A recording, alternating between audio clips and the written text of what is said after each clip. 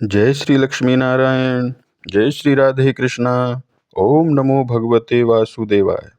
आज हम सुनेंगे माघ मास महात्म्यम कथा के 15वें अध्याय की कथा।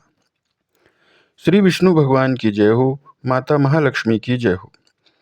पिछले अध्याय में हमने सुना था कि मुनिवर दुर्वासा के शाप के कारण इंद्र और सभी देवता श्रीहीन हो जाते हैं और फिर इंद्र ब्रह्मा जी की शरण में जाते हैं। तब ब्रह्मा जी संपूर्ण देवताओं को साथ लेकर बैकुंठ में जाते हैं। अब सुनते हैं आज की कथा। भगवान नारायण जी कहते हैं, हे नारद जी, इस प्रकार इंद्र को आश्वासन देकर ब्रह्मा जी संपूर्ण देवताओं को साथ लेकर बैकुंठ लोक में गए। वहां जाने पर उन्हें परब्रह्म सनातन भगवान श्रीहरि के दर्शन हुए। उस समय वे तेज पुंज प्रभु अपने ही तेज से प्रकाशित हो रहे थे। उनका श्री विग्रह ऐसा जान पड़ता था मानो ग्रीष्म ऋतु के मध्यकालीन असंख्य सूर्य एक साथ चमक रहे हों। वे आदि मध्य और अंत से रहित लक्ष्मी का भगवान श्रीहरि शांत स्वरूप से विराजमान थे। वे 4 भुजाओं वाले पार्षदों से और भगवती सरस्वती से युक्त थे। चारों वेदों सहित भगवती गंगा भक्ति प्रदर्शित करती हुई उनके पास में विराजमान थी। उन्हें देखकर ब्रह्मा जी और संपूर्ण देवताओं ने मस्तक झुकाकर प्रणाम किया। उनके प्रत्येक अंग में भक्ति और विनय का विकास हो चुका था। आंखों में आंसू भरकर वे परम प्रभु भगवान श्री हरि की स्तुति करने लगे। स्वयं ब्रह्मा जी ने हाथ जोड़कर भगवान से सभी वृत्तांत कह सुनाया। उस समय सभी देवता अपने अधिकार से होने के कारण बहुत जोर जोर से रो रहे थे। विपत्ति ने उनके हृदय में भली भांति स्थान प्राप्त कर लिया था। भय के कारण उनमें घबराहट की सीमा नहीं थी। उनके शरीर पर एक भी रत्न या आभूषण नहीं था। वे सवारी से भी रहित थे। उन सभी के मुख मलिन हो गए थे। श्री लक्ष्मी तो पहले ही उनका साथ छोड़कर जा चुकी थी। अब वे निस्तेज और भय से ग्रस्त थे। कुछ भी करने की शक्ति अब उनमें नहीं रह गई थी। देवताओं को ऐसी दीन दशा में पड़े देखकर भय को दूर करने वाले भगवान श्री हरि ने उनसे कहा, हे देवताओं, भय मत करो। मेरे रहते तुम लोगों को किस बात का भय है? मैं तुम्हें परम ऐश्वर्य को बढ़ाने वाली अचल लक्ष्मी प्रदान करूंगा। परंतु मैं कुछ बातें कहता हूँ, तुम लोग उस पर ध्यान दो। मेरे वचन हितक, सत्य, सारभूत और परिणाम में सुखमय हैं। जैसे अखिल विश्व के संपूर्ण प्राण निरंतर मेरे अधीन रहते हैं, वैसे ही मैं भी अपने भक्तों के अधीन रहता हूँ। मैं अपनी इच्छा से कभी कुछ भी नहीं कर सकता। सदा मेरे भजन चिंतन में लगे रहने वाले निरंकुश भक्त जिस पर रुष्ट हो जाते हैं, उसके घर लक्ष्मी सहित मैं नहीं ठहर सकता। यह बात बिल्कुल सत्य है। मुनिवर दुर्वासा महाभाग्य शंकर जी के अंश हैं और वैष्णव पुरुष हैं। उनके हृदय में मेरे प्रति अटूट श्रद्धा भी है। उन्होंने तुम्हें शाप दिया है, अतः तुम्हारे घर से लक्ष्मी सहित मैं चला आया हूँ। क्योंकि यहाँ पर शंख ध्वनि नहीं होती, तुलसी का निवास नहीं रहता, शंकर जी की पूजा नहीं होती और ब्राह्मणों को भोजन नहीं कराया जाता, वहाँ लक्ष्मी नहीं रहती। ब्रह्मा जी, हे देवताओं, जहाँ मेरे भक्तों की निंदा होती है, वहाँ रहने वाली महालक्ष्मी के मन में अपार क्रोध उत्पन्न हो जाता है। अतः वे उस स्थान को छोड़कर चली जाती हैं। जो मेरी उपासना नहीं करता, एकादशी और जन्माष्टमी के दिन अन्न खाता है, उस मूर्ख व्यक्ति के घर से भी लक्ष्मी चली जाती हैं। जो मेरे नाम का अपनी कन्या का विक्रय करता है अथवा जहाँ अतिथि भोजन नहीं पाता, उस घर को त्याग कर प्रिया लक्ष्मी जी कहीं और ही चली जाती हैं। हे नारद जी, जो ब्राह्मण बैल जोतता है, वह भगवती लक्ष्मी का भाजन नहीं हो सकता। अतः उसके यहाँ से वे लक्ष्मी चली जाती हैं। जो अशुद्ध हृदय, क्रूर, हिंसक और निंदक है, उस ब्राह्मण के हाथ का जल पीने में भगवती लक्ष्मी डरती हैं। अतः उसके घर से लक्ष्मी चली जाती हैं। जो नखों से पृथ्वी को कुरेदता रहता है, जो निराशावादी है, सूर्योदय के समय भोजन करता है, दिन में सोता है, जो सदाचारहीन है, ऐसे मूर्खों के घर से मेरी प्रिया देवी लक्ष्मी चली जाती हैं। जो अल्पज्ञानी व्यक्ति भीगे पैरों अथवा नंगा होकर सोता है, निरंतर बेसिर पैर की बातें करता बकता रहता है, उसके घर से भी साध्वी लक्ष्मी चली जाती हैं। जो सिर पर तेल लगाकर उसी से दूसरे अंग को स्पर्श करता है, अर्थात अपने सिर का तेल दूसरे को लगाता है, अपनी गोद में बाजा लेकर उसे बजाता है, उसके घर से भी रुष्ट होकर लक्ष्मी देवी चली जाती हैं। जो द्विज व्रत उपवास संध्या और विष्णु भक्ति से हीन है, उस अपवित्र पुरुष के घर से मेरी प्रिया लक्ष्मी देवी चली जाती हैं। जो ब्राह्मणों की निंदा करता है अथवा उनसे द्वेष करता है, जीवों की सदा हिंसा करता है और दया रहित है, उसके घर से भी जगत जननी लक्ष्मी देवी चली जाती हैं। जिस स्थान पर भगवान श्री हरि की चर्चा होती है, उनके गुणों का कीर्तन होता है, वहीं पर संपूर्ण मंगलों को मंगल प्रदान करने वाली भगवती देवी लक्ष्मी निवास करती हैं। जहाँ भगवान कृष्ण का उनके भक्तों का यश गाया जाता है, वहीं उनकी प्राण प्रिया भगवती लक्ष्मी सदा विराजमान रहती हैं। जिस घर में शंख ध्वनि होती है, जिस स्थान पर शंख ध्वनि होती है, जहाँ शंख शालिग्राम और तुलसी इनका निवास रहता है, उनकी सेवा वंदना और ध्यान होता रहता है, वहाँ पर लक्ष्मी देवी सदा विद्यमान रहती हैं। जहाँ शिवलिंग की पूजा होती है, पवित्र कीर्तन होते हैं, दुर्गा पूजा और कीर्तन होते हैं, वहाँ पर देवी लक्ष्मी सदा निवास करती हैं। जहाँ ब्राह्मणों की सेवा होती है, उन्हें उत्तम पदार्थ भोजन कराए जाते हैं, जहाँ संपूर्ण देवताओं का अर्चन होता है, वहाँ पर साध्वी लक्ष्मी सदा ही विराजती हैं। भगवान नारायण जी कहते हैं, हे नारद जी, रमापति भगवान श्री हरि के ने संपूर्ण देवताओं से ऐसा कहकर श्री लक्ष्मी से कहा, हे देवी, अब तुम अपनी कला से क्षीर समुद्र के वहां जाकर जन्म धारण करना स्वीकार कर लो। इस प्रकार लक्ष्मी जी से कहने के बाद जगत प्रभु ने पुनः ब्रह्मा जी से कहा, तुम समुद्र का मंथन कराओ। उनसे लक्ष्मी देवी प्रकट होंगी, तब उन्हें देवताओं को सौंप देना। हे मुने, अपना प्रवचन समाप्त करके कमलकांत भगवान श्रीहरि अंतपुर में चले गए। देवता उसी क्षण क्षीर सागर की ओर चल पड़े। सभी देवता और दानव एकत्रित हुए। मंदराचल पर्वत को मथनी बनाया गया। कश्यप जी को पात्र और शेष नाग जी को मंथन की रस्सी बनाकर क्षीर सागर में मथने लगे। उसके फलस्वरूप धन्वंतरी, वेद्य, अमृत, उच्चैश्रवा घोड़ा, विविध रतन, हाथियों में रतन ऐरावत, लक्ष्मी देवी, सुदर्शन चक्र और वनमाला, यह अमूल्य पदार्थ उन्हें प्राप्त हुए। हे मुने, उस समय भगवान विष्णु में अपार श्रद्धा रखने वाली साध्वी श्री लक्ष्मी ने क्षीर शाही सर्वेश्वर श्री हरि के गले में वनमाला पहना दी। फिर देवता ब्रह्मा जी और शंकर जी के पूजन और स्तवन करने पर उन्होंने देवताओं के भवन पर अपनी दृष्टि फैला दी। इतने में ही सभी देवताओं ने दुर्वासा मुनि के शाप से मुक्त होकर दैत्यों के हाथ में गए हुए अपने राज्य को प्राप्त कर लिया। हे नारद, इस प्रकार देवी महालक्ष्मी की कृपा से वरदान पाकर सभी देवता परम सुखी हो गए। भगवान नारायण जी कहते हैं, हे नारद, यह देवी महालक्ष्मी की संपूर्ण कथा मैंने आपको सुना दी। इस कथा को जो कोई भी पढ़ता है अथवा सुनता है अथवा दूसरों को सुनाता है, उसे सभी सुख प्राप्त हो जाते हैं। अब बताओ, क्या जानना चाहते हो? तब नारद जी ने कहा, हे प्रभु, मैंने भगवान श्री हरि का मंगलमय गुणगान, उत्तम ज्ञान और भगवती लक्ष्मी की इस कथा को भी सुना। अब आप उनके ध्यान और स्त्रोत का प्रसंग बताने की कृपा करें। नारद जी के प्रश्न को सुनकर भगवान नारायण जी ने कहा, हे नारद जी, प्राचीन समय की बात है। देवराज इंद्र ने क्षीर सागर के तट पर तीर्थों में स्नान किया, 2 स्वच्छ वस्त्र पहने, एक कलश स्थापित किया और 6 देवताओं की पूजा की। वे 6 देवता हैं श्री गणेश, सूर्य नारायण, अग्निदेव, श्री हरि भगवान विष्णु, महादेव, शंकर जी और भगवती दुर्गा जी।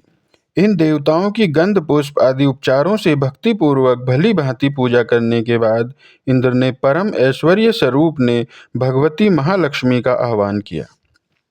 अपने पुरोहित बृहस्पति जी और ब्रह्मा जी के बताए हुए अनुसार पूजा की। हे मुने, उस समय उस पवित्र देश में अनेक मुनिगण, ब्राह्मण समाज, गुरुदेव श्री हरिदेव, वृद्ध और आनंद में ज्ञान स्वरूप भगवान शंकर जी विराजमान थे। हे नारद जी, देवराज इंद्र ने परिजात का चंदन चर्चित पुष्प लेकर भगवती महालक्ष्मी का ध्यान किया और उनकी पूजा की। पूर्व काल में भगवान श्री हरि ने ब्रह्मा जी को जो ध्यान बताया था, उसी सामवेद उक्त ध्यान से इंद्र ने भगवती महालक्ष्मी का चिंतन किया। मैं तुम्हें भी वह ध्यान बताता हूँ, ध्यान से सुनो। परम पूज्य भगवती महालक्ष्मी सहस्त्र दल वाले कमल की कणिकाओं पर विराजमान है। उनकी सुंदर साड़ी शरद पूर्णिमा के करोड़ों चंद्रमाओं की शोभा से संपन्न है। यह परम साध्वी देवी स्वयं अपने तेज से प्रकाशित हो रही है। इन परम मनोहर देवी का दर्शन पाकर आनंद से खिल उठता है। इनकी अंग कांति तपाए हुए स्वर्ण के समान है। रतन में भूषण इनकी छवि को बढ़ा रहे हैं। इन्होंने पीतांबर पहन रखा है। इन प्रसन्न वदन वाली भगवती महालक्ष्मी के मुख पर मुस्कान छाई है। यह सदा युवावस्था से संपन्न रहती हैं और संपूर्ण संपत्तियों को देने वाली हैं।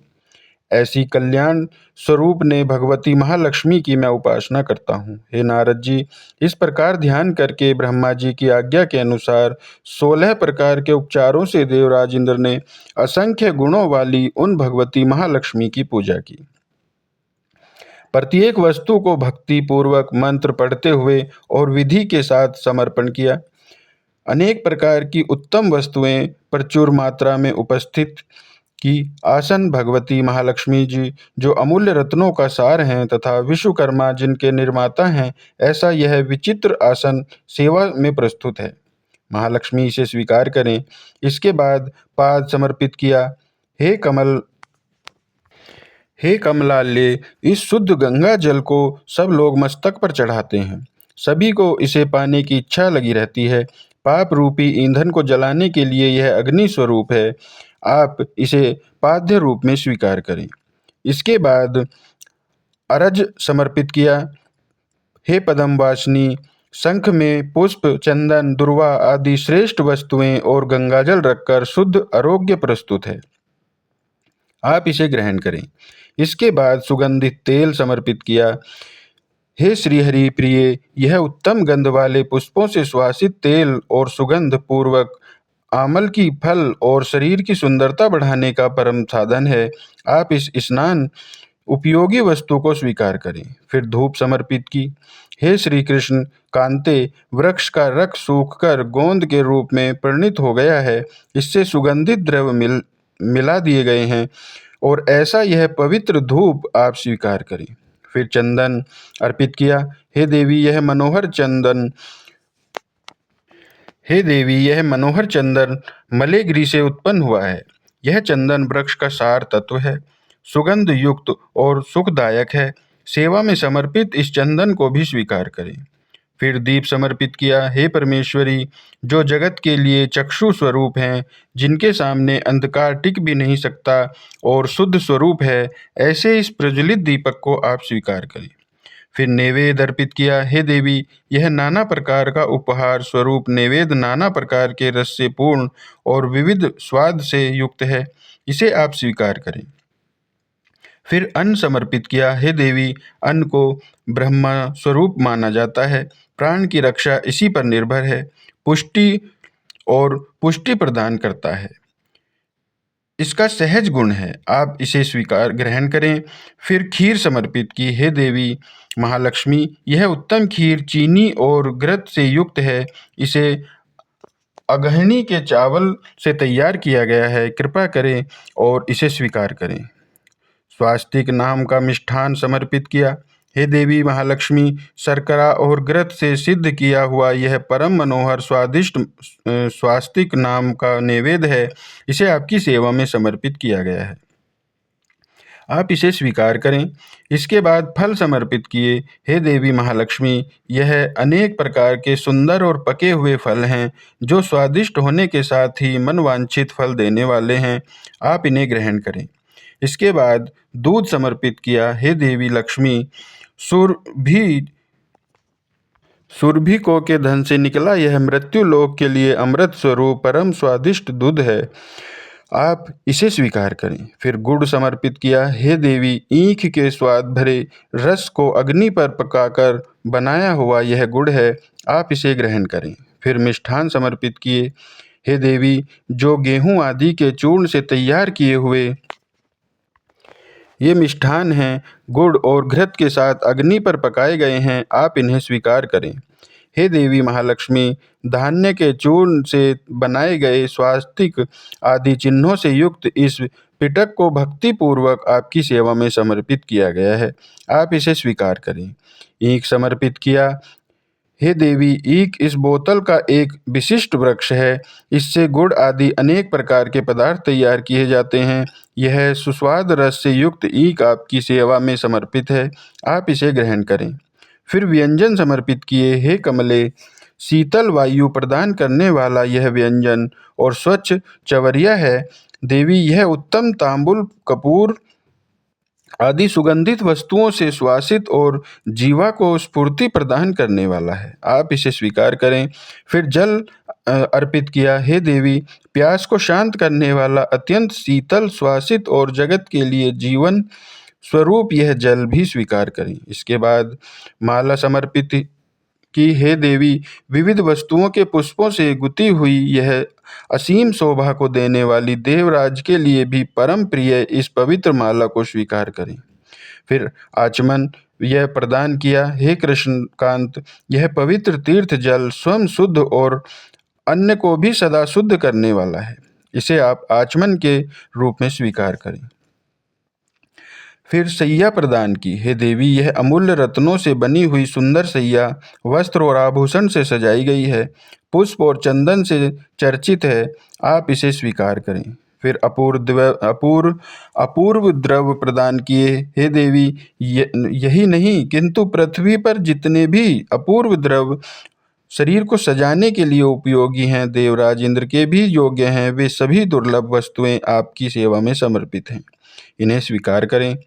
श्री नारायण जी कहते हैं, हे नारद जी, इस प्रकार देवराज इंद्र ने सभी वस्तुएं भक्ति पूर्वक समर्पित करके माता महालक्ष्मी की आराधना की। श्री हरिम क्लीम मम कमल वासन्ये स्वाहा, इस मंत्र के साथ देवी भगवती की आराधना की। हे नारद जी, इसे मंत्र राज कहा जाता है। कुबेर ने इसी मंत्र के प्रभाव से भगवती लक्ष्मी की आराधना करके परम ऐश्वर्य को प्राप्त किया था। इसी मंत्र के प्रभाव से मनु को राज अधिराज की पदवी प्राप्त हुई थी और मंगल सातों द्वीपों के राजा हुए थे। नारद जी, प्रियव्रत, उत्तानपाद और राजा केदार, इन सिद्ध पुरुषों को राजेंद्र कहलाने का सौभाग्य भी इसी मंत्र की आराधना से प्राप्त हुआ था। श्रीम ह्रीम क्लीम कमल वासन्य स्वाहा, इस मंत्र के सिद्ध हो जाने पर भगवती महालक्ष्मी ने इंद्र को दर्शन दिए। उस समय में वरदायिनी सर्वोत्तम रत्नों से निर्मित विमान पर विराजमान थी और अपनी सभा से सप्त दप्त पति पृथ्वी को आच्छादित कर रही थी।